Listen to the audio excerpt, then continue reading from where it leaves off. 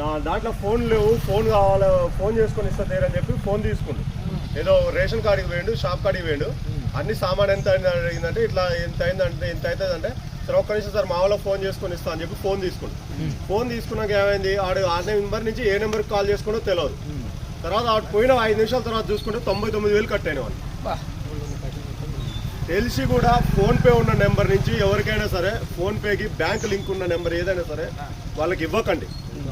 ఏది ఉంటే ఒకవేళ మీరు ఇవ్వాలి అనుకుంటే వేరే నెంబర్ ఏదైతే ఉంటుందో మనిషికి ఖచ్చితంగా 2 నెంబర్లు వేయాలి.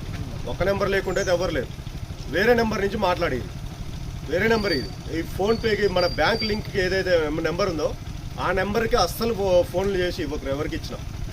మొన్న అనుకోకుండా వాడు సామాను తీసుకుందామని వచ్చిండు, ఒక్క ఫోన్ చేసుకొని ఇస్తాను మా వాళ్ళకి ఇట్లా డబ్బులు పంపి అని చెప్తా ఫోన్ చేసుకోను. వాడు ఫోన్ చేసుకొని వెళ్ళిపోయింది, మళ్ళీ వస్తా అన్నాను వెళ్ళిపోయింది. వాడు వెళ్ళిపోయిన 2 నిమిషాలు 99,000 కట్ అయింది.